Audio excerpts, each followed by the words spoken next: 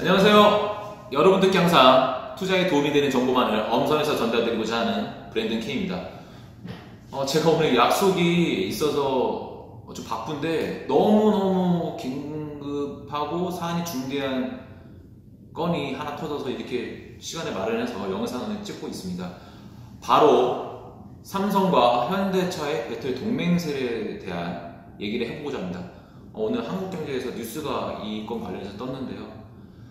사실 지난 8월에 삼성에서 자기들은 완성차 비즈니스를 다시 뛰어들 생각이 없다라고 이례적으로 선언한 바가 있어요. 그래서 다들 좀 의아했죠. 사업이랑 이런 비즈니스라는 게 어떻게 어떤 방식으로 나중에 흘러갈지 모르는데 굳이 자기들의 그 앞날을 미래를 굳이 선을 그을 필요가 있었을까 라고 다들 의구심을 되게 자아냈었거든요. 그런데 환경에서는 이를 이제 현대차를 향한 구애 메시지로 해석을 했더라고요. 근데 저 또한 일부 동의하고 일부는 틀린 게 이게 과연 현대차만을 위한 그 구애 메시지는 아니었을 거라고 봅니다. 왜냐하면 그 특정 자동차 업체 이름을 말하긴 뭐하지만 유럽이나 미국의 유수의 그 자동차 글로벌 플레이어들이 계속 삼성한테 물어봐요. 야, 너희 이제 전기차 이제 시대로 접어들게 되면서 배터리도 하고 뭐 LCD도 있고 그 안에 이제 전기 모듈도 있고 MLCC 같은 뭐 이런 부품도 있고 디스플레이도 다 삼성에서 그룹사에서 다 하는데 야 너희 이쪽 바닥에 또 뛰어드는 거 아니야? 이런 걸 계속 물어보거든요. 그렇기 때문에 현대차를 포함해서 이런 여타 세계 유수의 글로벌 플레이어들도 이러한 의구심을 항상 자아냈었기 때문에 이런 거를 조금 무마시키는 차원에서 이런 메시지를 8월에 이례적으로 내놓은 게 아닐까 해석을 저는 개인적으로는 합니다. 어쨌든 이 같은 그 배터리 동맹서 이런 논의가 실무 레벨에서 진행되고 있다고 기사에서는 지금 나와 있고요. 저는 이게 아주 중요한 의미를 내포하고 있다고 봅니다. 왜냐하면 삼성이 1990년에 이제 르노에서 이제 기술 제휴해서 닛산이죠. 이제 1990년에 SM5를 이제 내놨죠. 이제 삼성이 만들면 다르다는 캐치프레이즈 내고 해서 돌풍을 일으켰는데 이제 98년에 IMF가 터지면서 엄청난 고정비 부담에 허덕이면서 이제 결국 이건희 회장이 평생의 꿈이었던 자동차 비즈니스를 결국 손에 놓게 됐죠.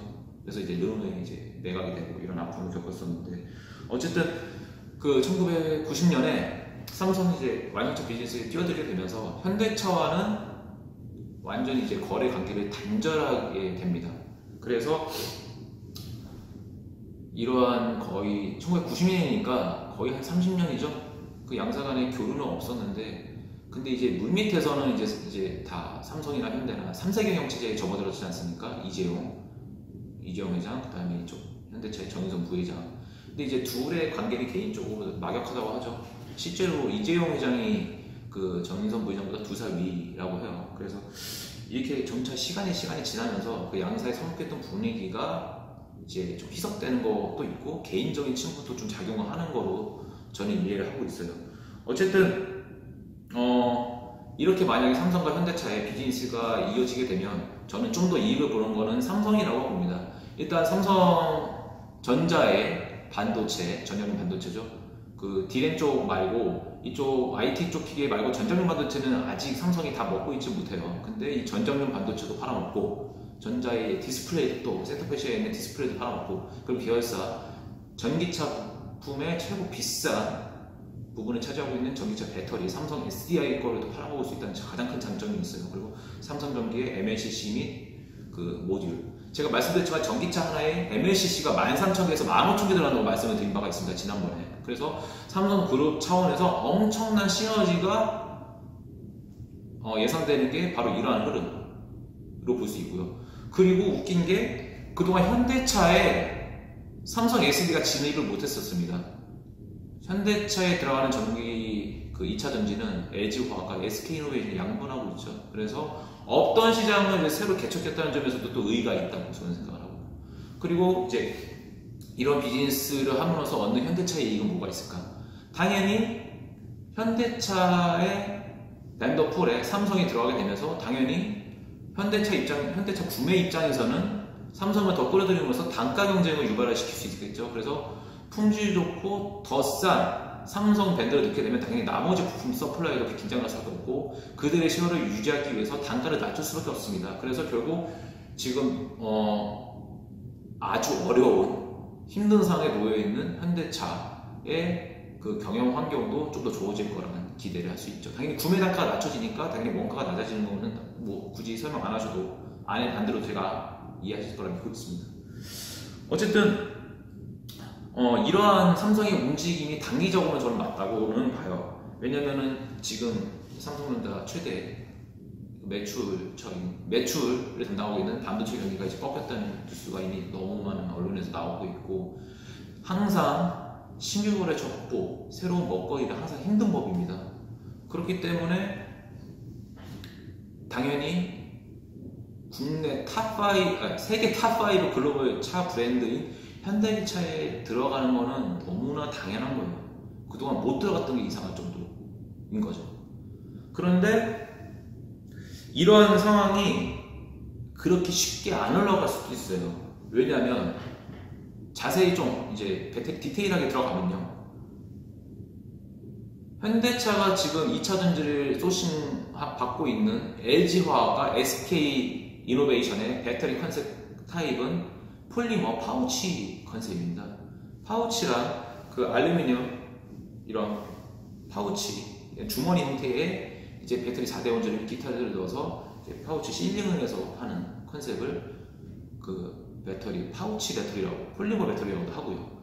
근데 그에 반해 프리스마틱 각형의 경우에는 그 알루미늄 캔이라고 있습니다. 네모나 그런 컨셉에 거기서 이제 와인딩으로 해서 그 안에 이제 원재료를 넣는 타입이라서 배터리 컨셉 자체가 달라요. 안 써본 배터리 컨셉을 투입을 해서 새로운 전기차를 생산한다? 결코 쉬운 문제 아닙니다. 컨셉을 아예 바꾸는 건데 이게 쉽겠습니까?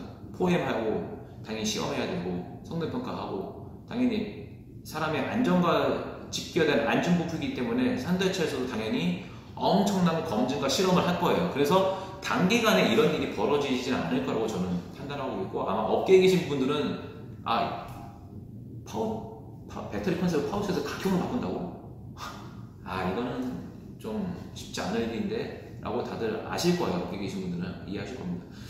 어쨌든 단기적으로 이런 흐름이 맞다고는 생각을 하는데 제가 8월에 관련 기사 나오고 기사를 제가 글을 쓴 바와 같이 장기적으로는 저는 결국 삼성은 무조건 전기차 비즈니스에 뛰어든다고 저는 개인적으로 무조건 맞다고 생각을 해요. 왜냐하면 그룹사들이 다 지금 반도체, LCD, MLCC에 그 다음에 모듈, 뭐 타이어는 아무거나 갖다 쓰면 끼우면 되고 안 하는 게 와인하시죠? 안 하는 게. 왜냐면 이제 전기차 비즈니스로 다 시대가 돌아가고 있는데 이 비즈니스가 수백조 비즈니스잖아요. 삼성이 안 하겠습니까? 여러분이라면 안 하겠어요? 그리고 뭐 품질 AS, 삼성전자 글로벌 네트워크 유통망이 이미 전 세계에 깔려 있습니다. 오히려 이 네트워크망을 활용 안 하는 게 이상한 거예요. 그래서 저는 나중에 지금은 세계 경제가 불황이고 매출처 찾는 게 쉽지 않기 때문에 현재로서는 최선의 선택이 전기차 비즈니스에 당장 안 뛰어든다는 선언이 맞지만 장기적으로는 결국 삼성은 그쪽으로 가는 게 저는 맞다고 봐요. 아마 삼성뿐만이 아니라 아마 LG도 이런 비슷한 생각을 하고 있을 거라고 저는 개인적으로 판단하고 있습니다.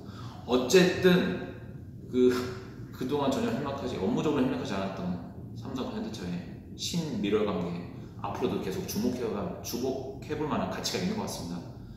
다음 시간에 좀 더 알차고 유익한 정보로 여러분들 앞에 찾아오고서 약속드리겠습니다. 이상 브랜드 킴이었습니다. 감사합니다.